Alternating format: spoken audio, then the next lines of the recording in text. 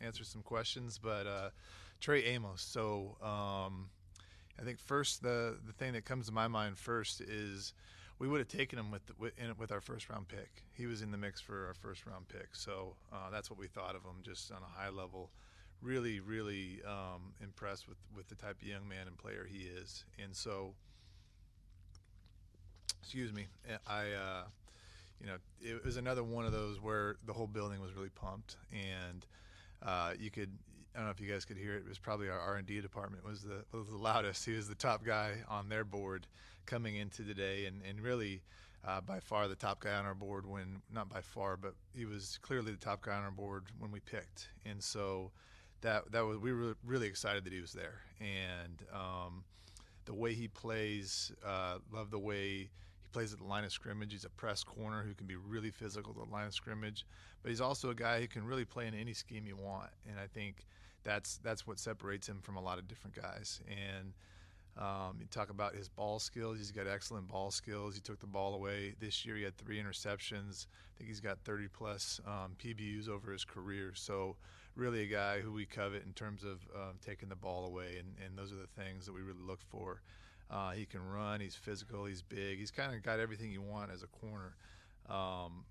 And just some of the things like we talked about with Josh yesterday, he was really, really good in our metrics against really good players. So the guys we had graded really high, he was really a 96th percentile against the really good players. So in terms of all of that, all those things lined up, you got to think Jeff Beathard was a big proponent of his going down there, and then he also cross-checks our corners, and says he really, really loved them. And then Jason Simmons went down for his pro day and really got a chance to see him in his element, which he was really impressed with in terms of the way he supported his teammates, the way he competed there, and just came away really impressed, kind of standing back and observing everything. So Trey is a guy who did it the hard way. He went.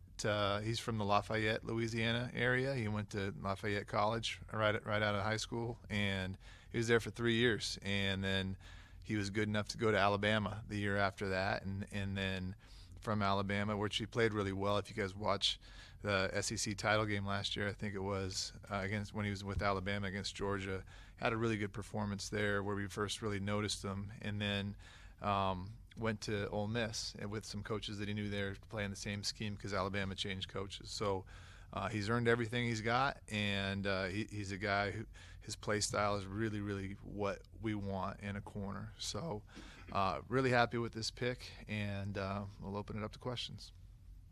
Last time you said with Josh, it was really easy to kind of get past the trade back option because you wanted him. Was that different at all, knowing kind of the gap between your next pick now? When Amos was on the board and if you were getting calls, did you consider the gap till your next pick? Yeah, we got some calls, and it's a similar situation where we decided if Amos was there, we were going to stay and pick. And he was there with another player that we would have stayed and picked at. And if those guys were gone, then we would have traded back, which we had some options to do that. But with him being there, we felt it was a really easy decision.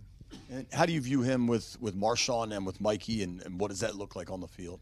Looks like a lot of really good guys competing, and Jay Jones and all the rest of the guys we have back there. So, that kind of like we said yesterday with Josh, really the same thing. It's just that's who we are. We compete, and it's all about competition in this program. Why do you think he was able to go from, I think he was like a 3-star out of high school, going to a smaller school, then going to the SEC? Why was he able to make that road, go that road and come out like this?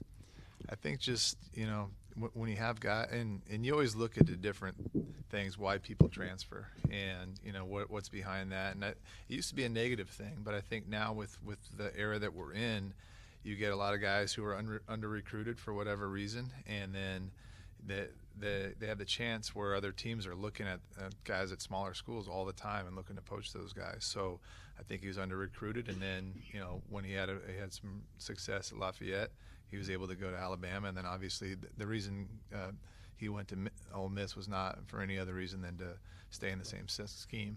But is there anything you learned about him personally, just about his mindset or anything like that, that allowed him to feel like he can make that jump and play at that level? Yeah, he has got a real toughness, a real resiliency, a real resolve to him, and so you can see that on the field. You can feel that when you meet with him. What's up with these lights? Adam, obviously you've got 2 picks at positions that you guys felt you wanted to address. Haven't taken an edge rusher. Obviously, I think that was a position a lot of people were anticipating. What was the thought there in terms of, you said you liked Amos, obviously, but was just didn't like what your options were, or why did you do that in this round? Yeah, I think it just comes to he was the highest guy on our board. So there was some edge rushers that we liked that got picked, and the next edge rushers on the board were lower. And you've got 3 picks left. I'm sure there's a desire to have gotten more. Do you still think that's possible down the line in terms of getting picks in that 4th, 5th round range, or was this perhaps the best opportunity you decided Amos was the guy? Yeah, I think when you look at the value of the picks, this was our best opportunity to get some more picks. And now, if you look at the chart, and I'm sure you have, like it goes down quite a bit. It's a pretty steep curve. So, if we were to trade down in the next round, we're not going to get as big of a haul as we would have in this round. But in the end, the options we had weren't worth the risk. I know you said there will be competition, but just looking at the ripple effect and how you guys sort of envision the secondary shaking out, does this give you a chance to put Mikey Sanders still back inside, or is that still fluid? I think that's still fluid, and I think that's really up to the coaches. But I think all that's fluid, and we're going to get the guys who we think are the best on the field. So if that's Mikey inside, that could be. But I think there's no sacred cows on this team. So the best guys, whether it's 2 or 3 or even 4, are going to play. Related to that, sorry if I missed it earlier, but you think he can play inside as well as outside? With Trey, he's really more of an outside guy. He's like an outside press corner, is where that's probably his bread and butter. I wouldn't put it. I think his best position is outside. I wouldn't. I don't think he can't play inside, but I think you're best using him outside. Yeah. What did R&D see in him that maybe doesn't show up on tape, or just what did they see as their perspective? Yeah, I think the one that I mentioned was just how well he played against the really high-graded players, but also yards per coverage snap, not giving up a lot of explosives, all those different metrics, and he was really in the 90th percentile, and I don't have them in front of me, but like 5 or 6 different metrics, which was really, it made him in their grading system a blue player, which is as high as you can get. Take 3 more. We have Trey almost ready. Hey, Adam, so it sounds like this is probably the end of day or night 2 for you all, probably, right? So you all have gotten your 2 guys, right? These are commanders and that were, high on your board. So how are you all feeling? It's like you got your first 2 Christmas gifts.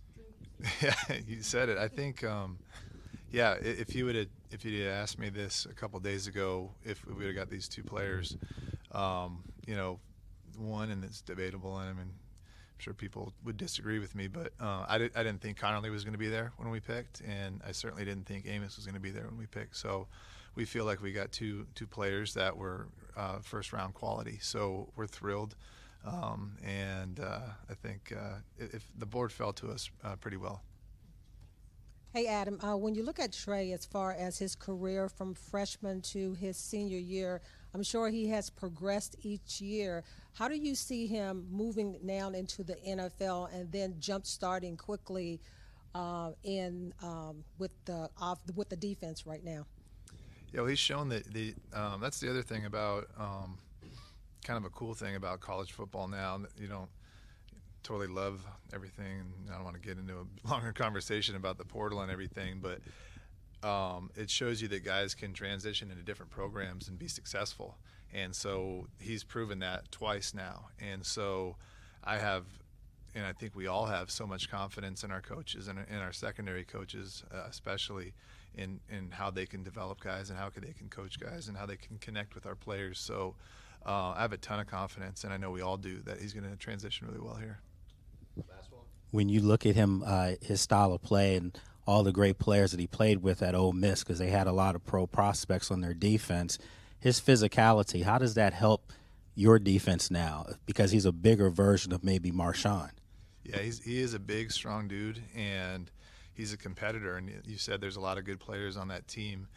We didn't have him on a 30 visit, but we had Trey Harris on a 30 visit, who's a big, strong dude too. And he talked about how they battled every day in practice. It's iron sharpening iron, so to speak. And so he's played against a lot of really good players, and he doesn't back down to anybody. And he it's almost like he relishes it. You saw it on the tape. You saw it I saw it in person at the Senior Bowl in the one-on-ones, and the way he challenges guys and how strong he is. So, the NFL's, it's a tough physical game, and so when you can do that and not only physically but mentally, then that certainly gives you an advantage.